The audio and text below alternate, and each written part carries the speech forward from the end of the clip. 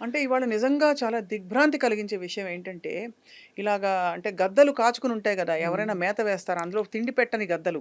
అలా హ్మ్. ఈ చిన్న చితక ఛానెల్స్ ఏవైతే ఉన్నాయో, థంబ్‌నెయిల్స్ మీద ఇష్టం వచ్చిన ఫోటోలు పెట్టి, ఇష్టం వచ్చిన పిచ్చి రాతలు రాసి, ఒక వ్యక్తి అంటే అది చట్టపరంగా ప్రూవ్ అయిందా లేదా, నిజమేంటో తెలుసుకోకుండా కూడా దారుణంగా క్యారెక్టర్ చేస్తున్నారు చేస్తున్నారు. గదా! ఆ మధ్య మీరు జేసిన దాన్నే అవును. అసలు నేనే చాలా బాధపడ్డా. స్వప్న అంటే కొన్ని వాల్యూస్‌తో ఉంటది గదా! అవును. గాయత్రి ఆ అమ్మాయి గూడా తెలుసు నాకు.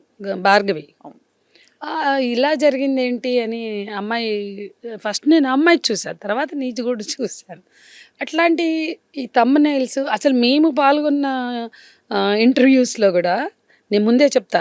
ఏమన్నా తేడా వస్తే ఊరుకోనని నీకు తెలుసు కదా! అవునవును. అలాంటి నా దానికి కూడా పెట్టారు అమృత ఇష్యూలో. హ్మ్. మళ్ళా నేను కాల్ చేసి తీసే వరకు ఊరుకోలేదు. కానీ చాలా దారుణంగా థంబ్‌నెయిల్స్ పెట్టడం. అదేమంటే టు అట్రాక్ట్ ద పీపుల్ అంటారు. అంతే. ఆడ వాళ్ళ వాళ్ళ వ్యూవర్స్ కోసం ఆ థంబ్‌నెయిల్స్ పెట్టే కల్చర్‌ని చాలా దారుణంగా ఎంకరేజ్ చేస్తున్నాయి వీళ్ళందరూ గూడా.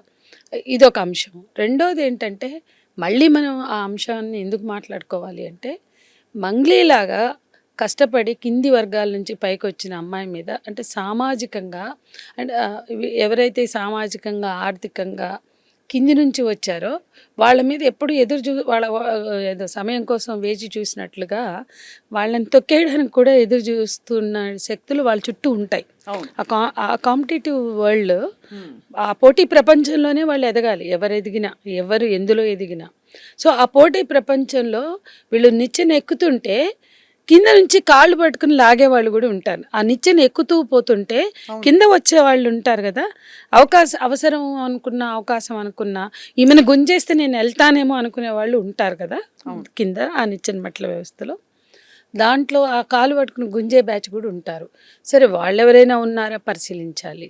ఇక మూడో విషయం ఆ అమ్మాయి ఇచ్చిన వివరణ చూస్తే అమ్మాయి చాలా హంబుల్‌గా నేను 2 విషయాల్లో పొరపాటు చేశాను. ఒకటి సౌండ్.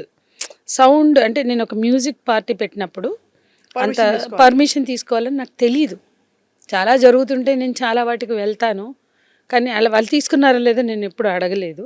కాబట్టి అనుమతి తీసుకోవాలన్నారు. నాకది తెలీదు. అది నా తప్పే అని చెప్పింది.